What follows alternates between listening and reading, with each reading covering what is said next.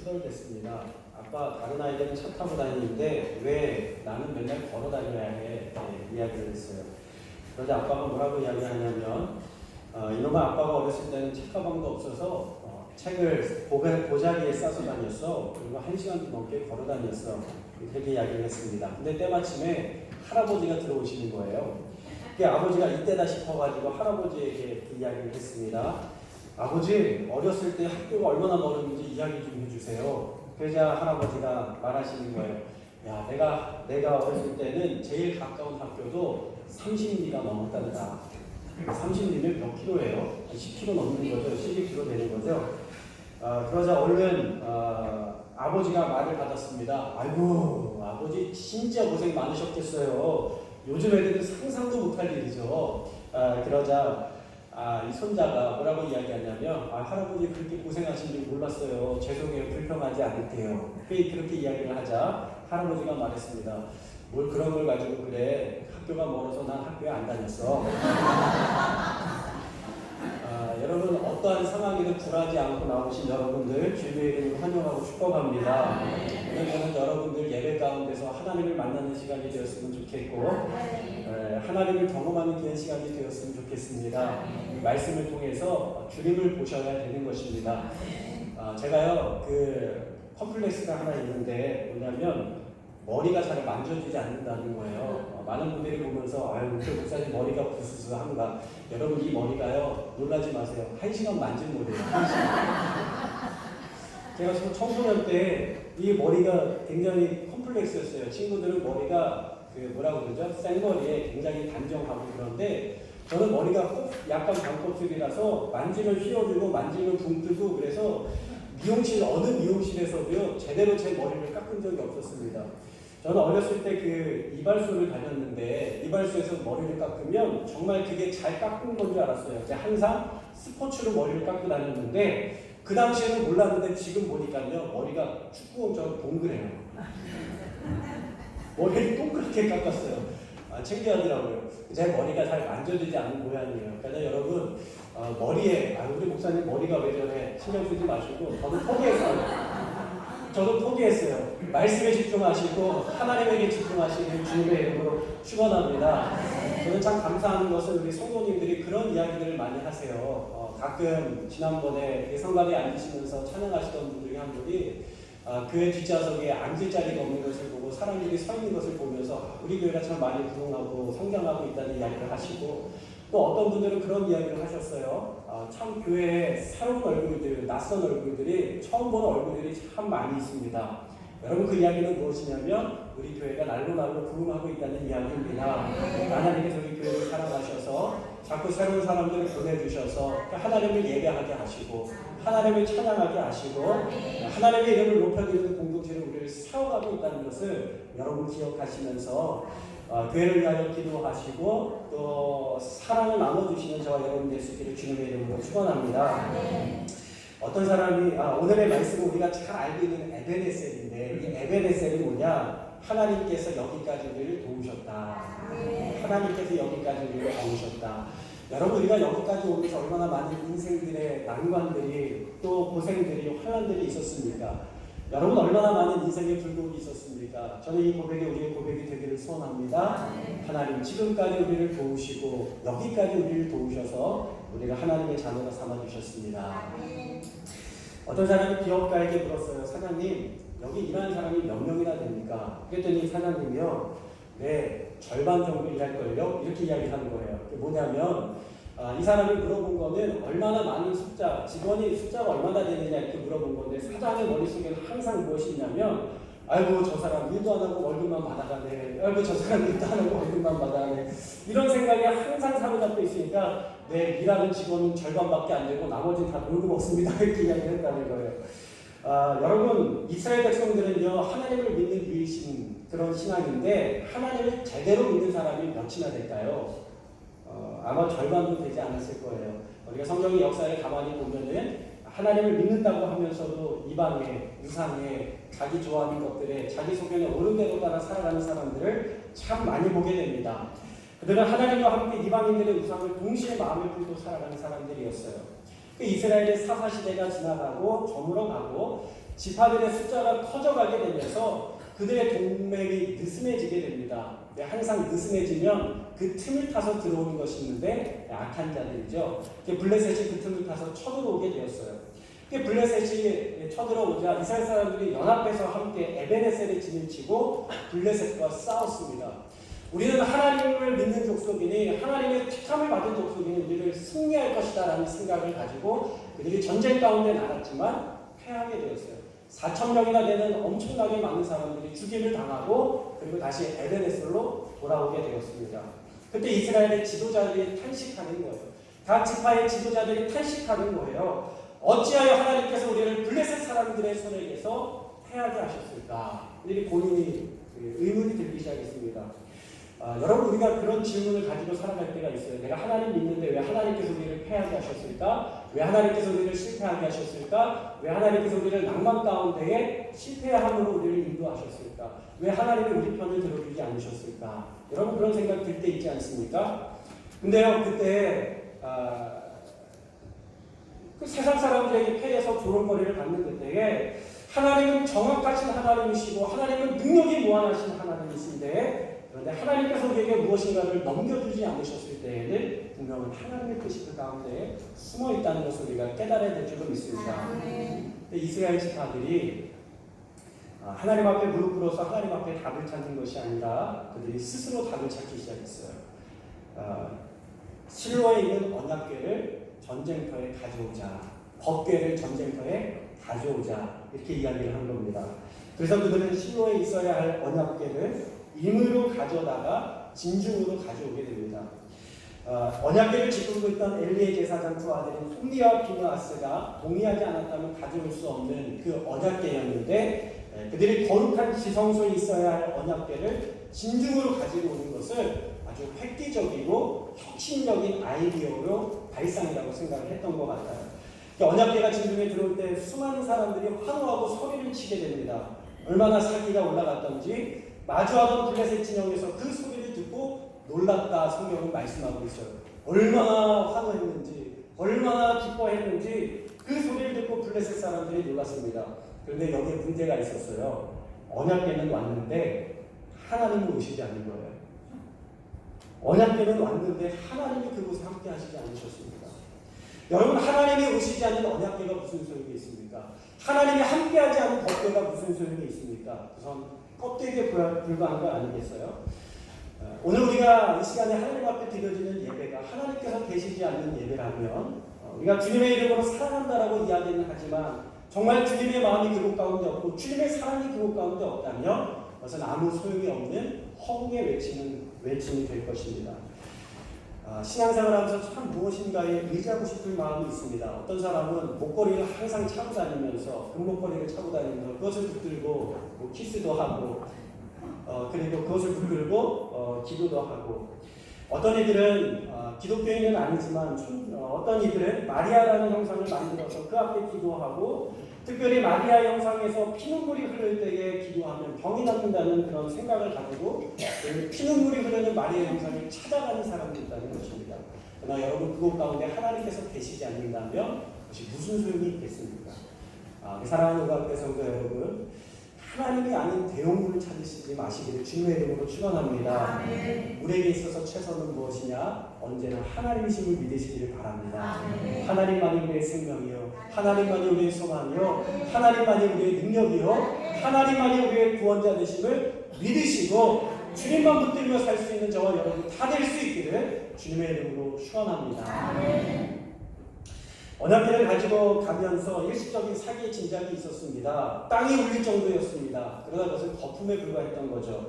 블레셋이 잠시 위축이 됐어요. 야, 저들이 언약궤를 가지고 왔다는데 그 언약궤 가운데 임재하는 하나님이 누구냐? 애굽의 신들을 타파했던 여호와가 아니냐? 우리에게 화가 미쳤구나. 정신을 단단히 차려라. 강해져라. 대장부가 되어서 싸워야 된다. 그날의 블레셋 사람들이 이스라엘을 쳐서요. 이스라엘이 승리할 줄 알았는데 누가 승리하냐면 블레셋 사람이 승리하게 됩니다. 그래서 그날에 죽은 이스라엘 사람들의 수가 3만 명이라고 성경 기록하고 있어요. 4천 명으로 실패했던 이스라엘 백성들이 하나님의 언약궤를 가지고 오면 승리할 줄 알았는데 그들이 오히려 3만 명이나 죽음을 당하게 되는 완전한 대패를 경험하게 됩니다. 그리고 그날에 블레셋 사람이 칠 때에 엘리의 제사장 두 아들 홈리와 비느하스도 죽임을 당하게 되죠. 그리고 그 소식을 들은 엘리 제사장도 의자에서 뒤로 넘어져서 그날에 죽음을 당하게 됩니다. 그리고 이 법궤는 빼앗겨서 블레셋의 다곤 신상 옆에 놓여지게 되죠. 여러분, 하나님을 멸시하는 사람을 우리가 어떻게 하나님께서 다루시는지 성경을 통해서 보는데 4천 명이 패하였을 때 하나님 앞에 엎드려 회개하고 기도했다면, 그리고 하나님 앞에 엎드려 도우심을 구했더라면 그들의 인생은 달라졌을지 모르겠어요. 그러나 회개하지 않고 최선이 아닌 차선의 속편을 내림으로 인하여서 그들의 인생은 4천 명에서 3만 명이나 고립을 당하는 패배자의 삶을 살아가게 됩니다. 블레셋 사람들은 이 법궤를 가져다가 신이 났어요. 우리가 이스라엘 신을 우리의 것으로 만들었다, 우리가 이스라엘 신을 이겼다 그러면서 자신의 신전, 자신이 섬기는 다곤 신전 신상 옆에다가 두게 됩니다. 근데 여러분, 다음 날에 신전에 가보니까 어떤 일이 벌어지게 되냐면 이 다곤 신상이 머리를 땅에 박고 여호와의 궤 앞에 머리를 박고 그 죄를 아뢰고 있는 게 아니겠습니까? 그러니까 이게 무슨 일인가 하고 다시 신상을 이렇게 세웠어요. 그리고 나서 다음 날에 또 가보았더니 이 다곤 신상이 또 여호와의 궤 앞에 얼굴을 쳐박고 엎드리고 있는 것입니다. 그리고 몸통으로 떨어져 나가고 팔다리가 떨어져 나가게 되었어요. 그리고 그 지역에 종기가 돌고 쥐가 들끓기 시작하면서 이 법궤를 다시금 이스라엘로 돌려보내게 됩니다. 여러분, 이 법궤를 이스라엘에게 보내주게 되었고요. 법궤를 되찾은 이스라엘 백성들을 이후로 20년 동안 하나님의 말씀을 순종하는 삶을 살아요. 하나님의 말씀을 순종하는 삶을 삽니다. 여러분, 우리에게 하나님의 말씀이 있을 때 우리는 다른 길로 가게 되는 줄로 믿습니다. 말씀이 있어야 돼요. 어느 아이가 엄마와 함께 발레 공연을 갔습니다. 이 발레를 처음 접하는 아이가 아주 신기하고 똘망똘망한 눈빛으로 이 발레 공연을 집중해서 바라보는 거예요. 근데 처음에 호기심과 기대가 가득했던 눈빛이 이 발레의 공연을 보면서 점점 안쓰러운 눈빛으로 변해가기 시작한 겁니다. 왜요? 이 발레 무용수들이 어떻게 무용을 해요? 까치발을 들고 무용을 하잖아요. 까치발을 들고 무용을 하니까 너무 안 됐다는 생각이 드는 모양이에요. 그러니까 엄마의 귀에다 대고 이렇게 속삭였습니다. 엄마, 그냥 키 큰 언니들이 하면 안 돼? 까치발을 들고 하니까 키가 커야 된다고 생각을 했던 모양이에요. 여러분, 지식이 부족할 때 우리는 잘못된 생각과 판단을 내릴 수 있다는 것이죠. 필리핀 마닐라 근처에 한 일본군이 숨어 있었습니다. 제2차 세계대전 때 그가 52세의 나이로 250여 명의 부대원들을 데리고 전쟁에 임하였는데 미국 군대에게, 연합군대에게 대패하게 되면서 207명이 죽고 한 40여 명이 살아남게 됩니다. 이 살아남은 40여 명이 이때부터는 전쟁이 아니라 살아남기 위하여서 숨어 지내기 시작해요. 그래서 굴에 들어가서 숨어 지내고 낮에는 사람들의 눈을 피하고 밤이 어두워질 때 밖에 나와서 노력하면서 먹을 것을 구해서 다시 동굴로 들어가는 삶을 살기 시작합니다. 그 가운데 많은 사람들이 죽고 다 떠나가게 되고 이 대대장, 부대장 이 한 사람만이 남게 돼요. 파견된 지 다음 해인 1945년 일본군이 전면적으로 항복을 하면서 세계 제2차 대전이 끝나게 되죠. 전쟁도 끝나게 되면서 해제되었어요. 소집이 해제되었습니다. 근데 그 소식을 듣지 못한 이 부대장은요, 거기에서 29년을 더 숨어 지내면서 전쟁을 혼자서 치르고 있었던 겁니다. 30년 가까이 되는 시간을 자유가 아닌 빛이 없는 지옥 같은 감옥에서 숨어 지내면서 인생을 연명했어야 됐다는 것이죠. 여러분, 지식을 바르게 알지 못하는 인생, 바른 지식이 없는 인생은 자유를 빼앗기고 어둠 가운데 살아갈 수 있다는 것을 여러분 기억해야 될 줄로 믿습니다. 하나님을 알지 못하는 인생은 어둠 가운데서 자유를 잃어버린 삶을 살게 된다는 것을 여러분 기억하시면서 하나님을 아는 지식에 충만할 수 있기를 주님의 이름으로 축원합니다. 오늘 7장의 말씀에 보니까 사무엘이 어둠 가운데 있었던 이스라엘 백성들에게 복음을 전하기 시작해요. 그리고 이스라엘 사람들을 미스바에 모이게 하여서 그동안의 우상 숭배에 대해서 회개하면서 기도하기 시작했습니다. 그들이 다곤 신상을 버리기는 했지만, 그들이 섬기던 우상을 버리기는 했지만 하나님 앞에 철저히 눈물로 회개하고 엎드리지는 않았었어요. 그러나 미스바에 모여서 그들이 하나님 앞에 그동안 하나님을 떠나 살았던 인생을 회개하고 하나님을 나의 구주, 나의 구세주로 다시금 영접하고 모시기 시작하면서 하나님 앞에 엎드려 기도했던 것입니다. 그런데요, 예상치 못한 일이 일어나게 되었어요. 무엇이냐면 이스라엘 사람들이 모여있다는 소식을 듣고 누가 쳐들어왔어요? 블레셋이 쳐들어왔어요. 여러분, 하나님을 모르는 자들에게는 이것이 이스라엘을 한 번에 칠 수 있는 기회라고 여겨졌는지 모르겠어요. 우리가 그들을 한 번에 칠 수 있는 기회다. 그러나 여러분, 이스라엘은 달라졌습니다. 차선이 아닌 하나님을 붙들고 있었습니다. 그리고 사무엘에게 요청하죠. 사무엘 선지자여, 기도를 그치지 말아주십시오. 그러니까 하나님께서는 사무엘의 기도와 이스라엘의 회개를 들으셨고 그날의 천둥으로 전쟁 가운데 동행하셔서 블레셋 사람들에게 두려움을 주시고 도망하게 하시고 도망하는 자들을 뒤쫓아서 이스라엘 사람들이 승리하는 전쟁을 경험하게 되는 줄로 믿습니다. 이것이 바로 에베네셀의 은혜입니다. 차선이 아닌 최선을 선택했을 때 주시는 하나님의 은혜인 줄로 믿습니다. 우리 인생 가운데 최선이 무엇입니까? 하나님 앞에 나와 엎드려 기도하는 것, 하나님의 말씀을 붙들고 기도하는 것, 단순히 법궤라는 그런 상징적인 물건을 의지하는 것이 아니라 그것을 뛰어넘어서 하나님의 은혜를 구할 때에 우리의 삶에 하나님의 은총이 가득한 삶이 될 줄로 믿습니다. 한 가지 이야기를 하고 말씀을 마치겠습니다. 태국에 두왕짠이라는 사람이 있어요. 두왕짠. 이 사람이 마을에 골칫덩어리인데요. 두왕짠이 온다고 하면 이 마을에 있는 사람들이 다 숨습니다. 집에 들어가서 숨고 두왕짠이 온다고 하면 울던 아이들도 그칠 정도로 이 두왕짠을 싫어하고 무서워하는 그런 사람이었어요. 그런데 이 태국의 마을에 달리다군 선교회 강정열 선교사님이 그곳에 가게 되면서 두왕짠을 만나게 됩니다. 그러면서 그 두왕짠이 이 선교사님을 만나고 그리고 선교사님을 통해서 예수님을 만나게 되면서 그 인생이 변화되는데 그동안에 즐겼던 술을 버리고 마약을 버리고 그는 마약 중독자와 또 산에 살아가는 산적들을 위해서 목회자가 될 것을 다짐하고 복음을 전하는 삶을 살게 됩니다. 여러분들 이전의 삶에 마약을 했다가 끊게 되니까 그 마약 밀매상들이 이 두왕짠을 싫어하기 시작했어요. 그가 예수님을 믿으니까 그들이 벌여들였던 많은 경제적인 수익이 없어지게 되면서 이 두왕짠을 싫어하기 시작했습니다. 그리고 마약 밀매업자들이 수차례 찾아와서 그에게 경고하고 협박했지만 이 두왕짠이 나는 예수님 외에는 나에게 더 필요한 것이 없습니다. 고백하면서 그 모든 것들을 배척하게 됩니다. 그런데 어느 날 이 한 청년이 이 두왕짠에게 다가와서 처가에 급히 전해줄 물건이 있으니 함께 가자고 이야기합니다. 이 오토바이를 타고 함께 가다가 도로에서 불식 업문을 닫으면서 그 안에 숨겨져 있는 불식 업문을 받으면서 잡히게 되는데 알고 봤더니 이 청년이 이 두왕짠을 넘어 쓰러뜨리기 위하여서 감옥에 보내기 위하여서 마약을 가지고 함께 왔던 거예요. 그래서 결국에는 감옥에 수감되어지게 됩니다.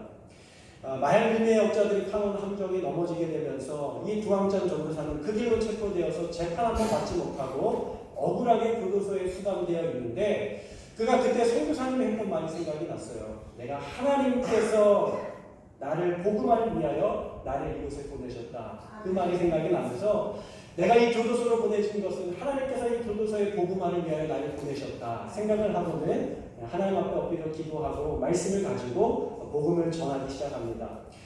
그가 있었던 교도소 내에 사람 재소자들이 750여 명이나 되는데 그 750여 명의 재소자 중에서 그 때문에 250여 명이 넘는 사람이 결심을 하게 되고요. 매주 200명이 넘는 사람들이 주일마다 예배를 드린다는 거예요. 여러분, 태국이라는 나라가 사실 기독교가 흔하는 나라는 아닌데 불교가 가득한 나라잖아요. 그런데 그곳에 교도소에서 200여 명의 사람들이 모여가지고 하나님을 예배하고 있다는 것입니다.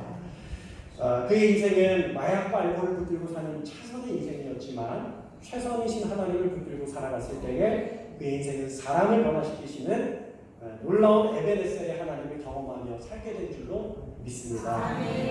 사랑하는 교우학교 성도 여러분, 우리가 붙들어야 될 분이 누구일까요? 예수님인 줄로 믿습니다.